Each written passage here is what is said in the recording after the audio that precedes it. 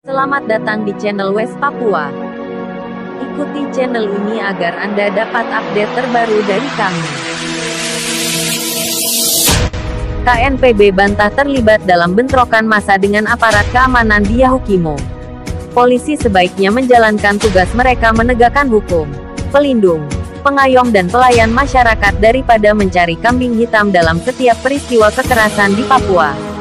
Jubi TV, Komite Nasional Papua Barat KNPB, membantah tudingan kepolisian daerah Papua yang menyebutkan adanya dugaan keterlibatan KNPB dalam bentrokan yang terjadi di DKI, Selasa tanggal 15 Maret tahun 2022. Bentrokan dalam aksi penolakan DOB mengakibatkan 2 orang meninggal dunia dan sejumlah lainnya terluka tembak.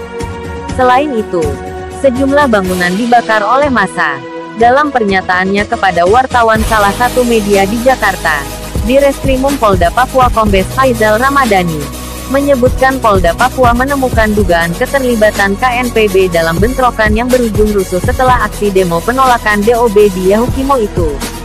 Sebelumnya, Kapolda Papua, Irjen Pol Matius D. Fahiri juga menyampaikan dugaan yang sama karena dalam masa aksi ada beberapa orang yang menggunakan seragam KNPB. KNPB tidak terlibat dalam aksi demo di Yahukimo. Aksi demo di Yahukimo adalah demo rakyat Papua atau solidaritas tolak pemekaran provinsi baru dan kabupaten kota, kata Ones Suhuniap, juru bicara KNPB Pusat.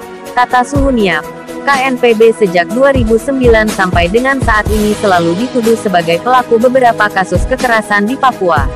Tahun 2021 KNPB dituduh terlibat dalam kasus penyerangan Polsek Kisor di Maibrat. Lalu KNPB juga dituduh menyiapkan aksi gagalkan PON Papua. Pendekatan keamanan Indonesia meluaskan konflik bersenjata di tanah Papua. Namun itu tidak terbukti.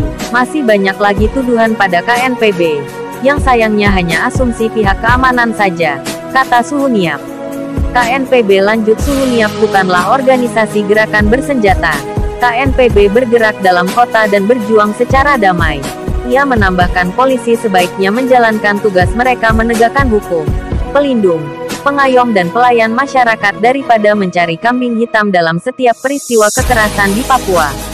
Menuduh KNPB atau mengkriminalisasi KNPB sebagai pihak yang mendalangi kekerasan tidak akan menghentikan siklus kekerasan di Papua, ujar Suhuniap. Suhuniap juga membantah pernyataan polisi yang menyebutkan aparat terpaksa menindak tegas karena massa sudah mulai melakukan perusakan dan pembakaran rumah kios ruko. Selain itu, massa juga mulai menyerang anggota polisi. Akibatnya beberapa mengalami luka-luka. Bentrokan antara massa dan aparat keamanan itu terjadi karena polisi membubarkan paksa massa aksi dengan tembakan dan gas air mata.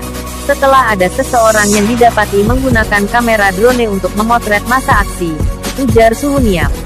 Orang ini, lanjut Suhuniap saat dimintai kartu identitasnya, ia menolak. Ia lalu keluar dari massa aksi dan berjalan menuju anggota polisi yang sedang berjaga. Tak lama kemudian terdengar bunyi tembakan dan polisi mulai melontarkan gas air mata. Massa yang mendengar bunyi tembakan membubarkan diri sambil melempar batu pada aparat keamanan. Saat massa sedang lari membubarkan diri itu, massa mengetahui ada pendemo yang jatuh tertembak. Hal ini menimbulkan kemarahan massa sehingga mereka membakar ruko-ruko di sekitar lokasi demo dan kantor Infocom. Kapolda Papua meyakini personelnya telah menjalankan tugas sesuai dengan prosedur saat berusaha menangani massa yang mengamuk dan melakukan perusakan. Meski demikian, Kapolda tetap mengirimkan tim Propam Polda Papua untuk mengecek SOP anggotanya.